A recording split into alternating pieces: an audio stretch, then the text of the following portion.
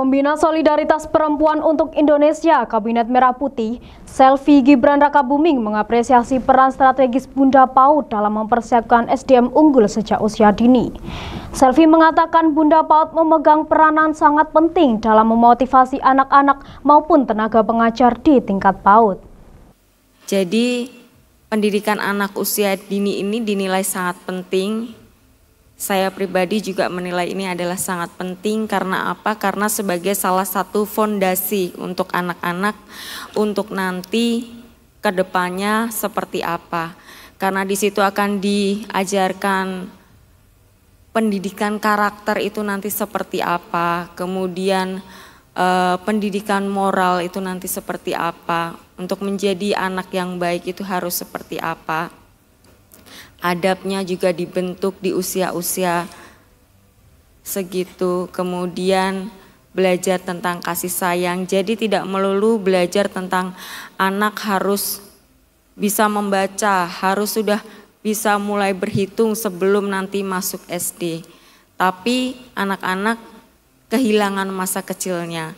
Jadi biarkan anak-anak itu mengeksplor apa yang menjadi minat dan bakatnya mereka, karena tidak setiap anak itu saya yakin berbakat di bidang akademis. Dan juga jangan membandingkan anak-anak kita dengan anak yang lain, karena saya sangat yakin setiap anak itu memiliki bakat masing-masing. Mungkin umur 6 tahun anak saya belum lancar membaca. Ada anak satu lagi yang 6 tahun sudah bisa membaca buku cerita.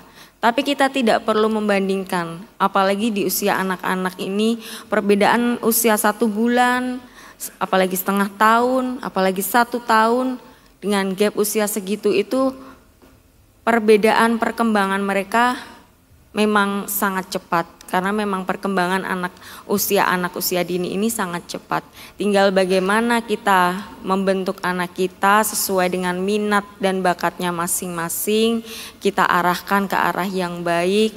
Yang penting anak mempunyai pendidikan karakter yang baik di usia dini ini.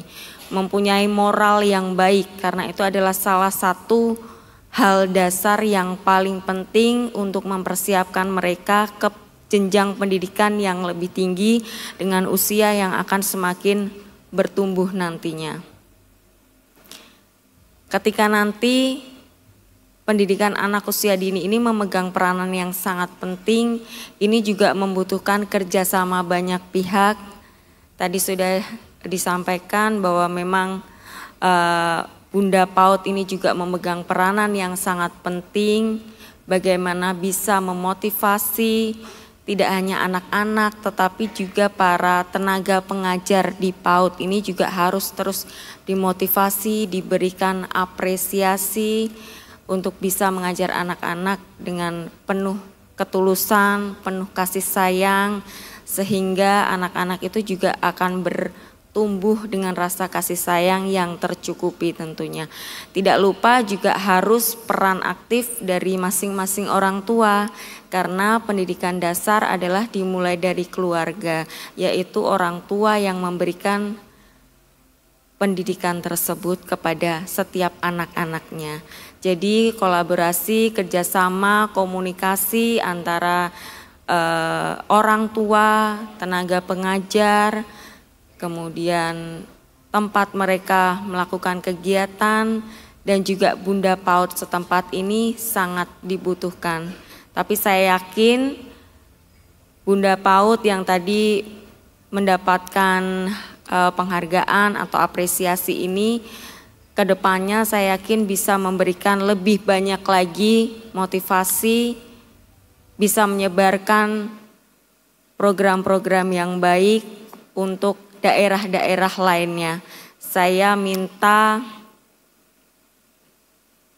tahun depan, karena ini program tahunan ya Pak Menteri ya, apresiasi ini tahun depan lebih banyak lagi yang diberikan apresiasi seperti ini.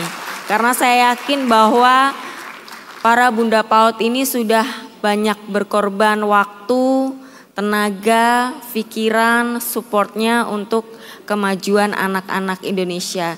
Dan tentunya insya Allah tidak akan ada yang sia-sia dengan apa yang kita lakukan, karena kita semua ingin anak-anak Indonesia menjadi anak-anak yang sehat yang pertama, kemudian anak-anak yang pintar, berakhlak dan berbudi pekerti yang luhur, menjadi generasi penerus bangsa untuk sama-sama kita mewujudkan visi dari Bapak Prabowo Subianto, mewujudkan Indonesia Emas tahun 2045. Setuju semuanya para Bunda PAUD?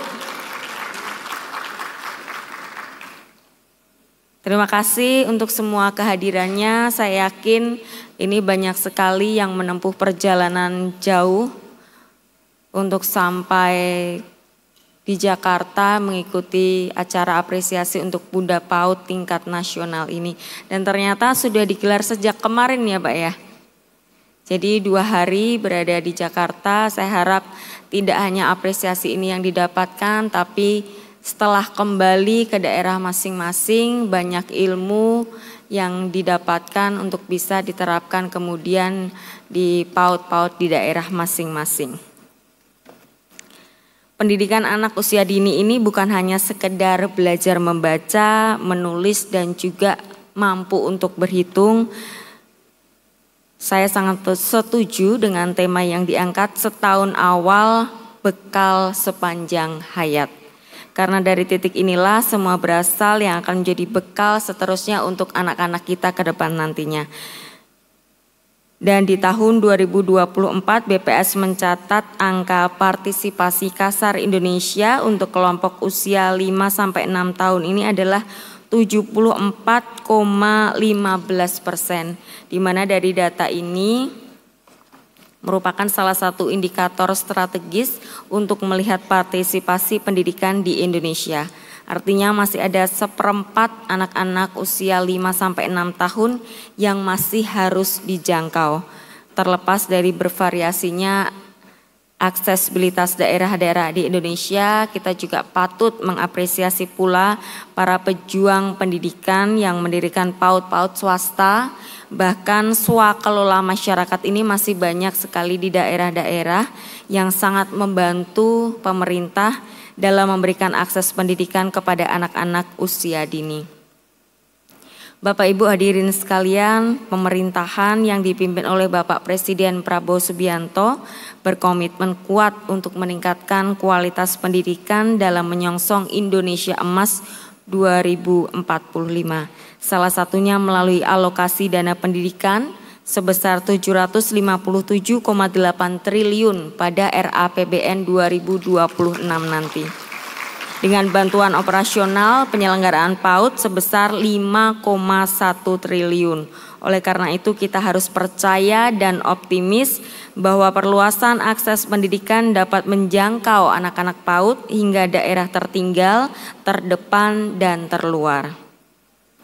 Konsistensi atas kontribusi nyata serta dedikasi bunda-bunda PAUD pada setiap jenjang pemerintahan merupakan suatu keharusan agar tetap mengawal keberlanjutan dan peningkatan kualitas pendidikan anak usia dini di seluruh wilayah di Indonesia. Sekaligus memperkuat fondasi pembangunan sumber daya manusia yang unggul sejak dini.